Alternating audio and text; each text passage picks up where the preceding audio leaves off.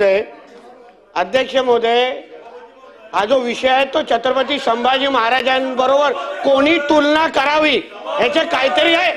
अहो, छळाची व्याख्या ह्यांनी सांगावी लोकांना. महाविकास आघाडीची सत्ता असताना लोकांची घरं तोडायची, केंद्रीय मंत्र्यांना अटक करायचं, हे सगळे कारनामे ह्यांनी करायचे. करणी तशी भरणी, हे अंगावर आलं यांच्या. करणी तशी भरली. हा नियतीचा खेळ आहे. ह्याला छळ, ह्याचा कोण छळ करणार? अहो, कारकुनाचा कोण छळ नाही करत. हा कारकुन स्वतःची तुलना छत्रपती संभाजी महाराजांची तुलना ह्यांनी करावी. ह्यांनी काय ह्यांनी माफी मागितली पाहिजे, शिवभक्तांची माफी मागितली पाहिजे. अध्यक्ष महोदय, छळ ही व्याख्या ह्यांना लागू होते का? हा कोणी काय व्याख्या, काय मागणी करावी? काय मंत्री? छत्रपती संभाजी महाराज माझ्यासाठी दैवत आहे आणि छत्रपती संभाजी महाराजांच्या पायावरती डोकं ठेवायला मला कधीच लाज वाटणार नाही. ते माझं देव आहेत. मी काल काय बोललो हे आपण तपासून घ्या. तुम्हाला असं वाटत असेल की मी त्यांचा अपमान केला तर तो आपला अधिकार आहे ते कामकाजावरनं काढून टाकायचा, परंतु तो आपला अधिकार आहे.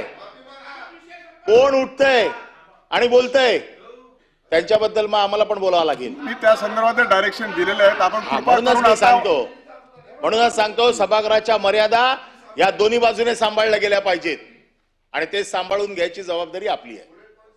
आपण आमचे सर्वस्व आहात. आपल्याला सगळा अधिकार आहे.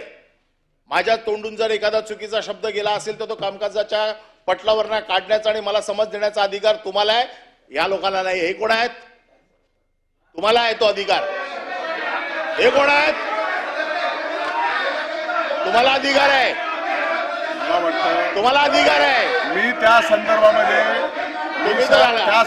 डिरेक्शन दिलेले आहे.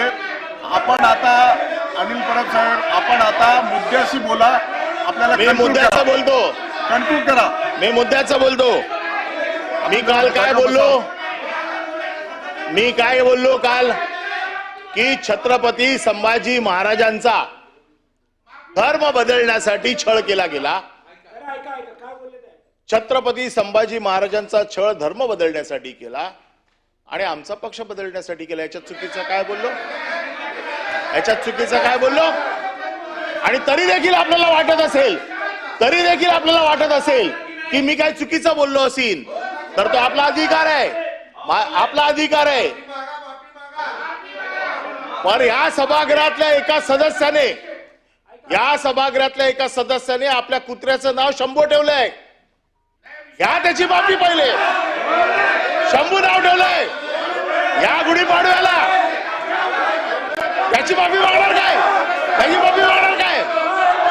कोरटकर सोलापूरकरांचा विचार हा विषय बाजूला काढावा म्हणून हा विषय आलाय.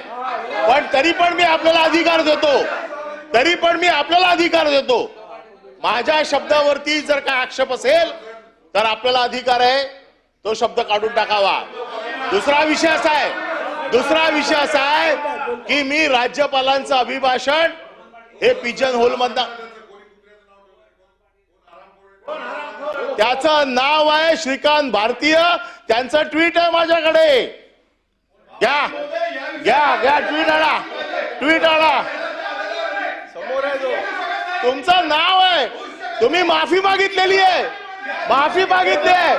मी तुमच्याकडे माफीचा ट्विट पाठवतो. अरे शेम. हे लोक काय? सभापती महोदय ही बोला आता. आपण असं सदस्यांना चितावणी देऊ नका. बोला आता. अनिल परब, आपण अशी सदस्यांना चितावणी देऊन सभागृहाचं वातावरण दूषित करू नका. आपण आपलं मत मांडा आणि अशा पद्धतीनं आपलं मत व्यक्त करत असताना अशा वातावरणामध्ये, अशा परिस्थितीमध्ये असं बोलणं योग्य होणार नाही. आणि म्हणून सभागृहाचं कामकाज चालवत असताना मी जे निर्देश दिले, राज्यपालाच्या अभिभाषणावरती मी जो काही शब्द वापरला की पिजन होलचा मराठी अर्थ मी वापरला. आता आपण मला शब्द सांगावा. पिजन होल मी 20 वर्ष या सभागृहात आहे. 20 वर्षात हा शब्द हा इथे रुळलेला आहे. त्याचा मी मराठीत केला. आपल्याला जर योग्य शब्द वाटत असेल तर तो शब्द टाका आणि माझा शब्द काढून टाका. याच्यापेक्षा काय वाईट आहे? याच्यापेक्षा वाईट काय? आणि त्यामुळे शंभू राजे हे माझं दैवत आहे. शंभू राजेंचा अपमान माझ्याकडनं आयुष्यात कधी होऊ शकत नाही. ते माझं दैवत आहे. यांनी तर राज्यपालांच्या अभिभाषणात शंभू राजेंचं नाव पण छापलेलं नाहीये. त्याच्यामुळे काय सांगतायत? माफी कशाला मागा? मी माझ्या सभागृहाच्या उच्च स्थानाला अधिकार दिलेला आहे.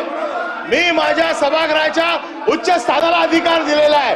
सभागृहाच्या सभापतींनी योग्य निर्णय घ्यावा आणि मला न्याय द्यावा.